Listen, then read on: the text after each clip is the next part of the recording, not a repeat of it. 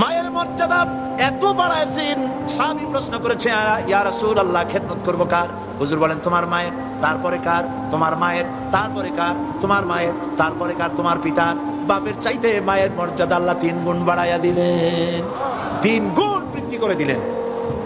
হাদিস শরীফে এসেছে হযরত আবী হুরায়রা রাদিয়াল্লাহু তাআলা আনহু রাসূলের কাছে এসে রাতের বেলায় কাঁদতেছিলেন। হুজুর প্রশ্ন করলেন, আবু হুরায়রা কাঁদো কেন?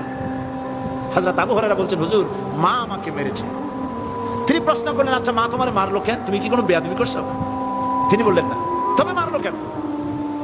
হযরত আবু হুরায়রা বলেন, ইয়া রাসূলুল্লাহ আপনার খেদমত থেকে বাড়ি ফিরতে আমার দেরি হয়ে গিয়েছিল। গভীর রাত্রে যখন বাড়ি গেছি, মা আমাকে প্রশ্ন করলেন, বাবা দেরি হলো কেন, কোথায় ছিলি?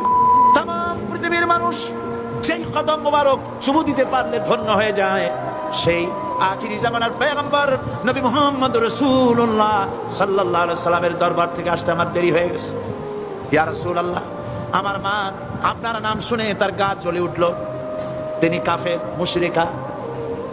আপনার নাম শুনে অগ্নি শর্মা হয়ে আমাকে ধরে পিটানো আরম্ভ করলেন আর বললেন, আবু হুরায়রা হয় মুহাম্মদ সাল্লাল্লাহু আলাইহি সাল্লামের বাড়ি ছাড়বি, নইলে আমার বাড়ি ছাড়বি, কি করবি বল? মার খেতে খেতে আমি বললাম, মা তোমার গায়ে যত শক্তি আছে আমারে মারো, তোমার বাড়ি শুদ্ধ তামাম দুনিয়াটা ছেড়ে দিতে পারি, মুহাম্মদ রাসূলুল্লাহর কদম মোবারক ছেড়ে দিতে পারি না। হুজুর আমার মা গলা ধাক্কা মেরে আমাকে বের করে দিয়েছেন। হুজুর বলছেন, আবু হুরায়রা মা তোমাকে মেরেছে আর আমার কাছে নালিশ করছো, আমি তোমার মায়ের কোনো বিচার করতে পারবো না। সুবহানাল্লাহ, এত বড় পাওয়ারফুল নবী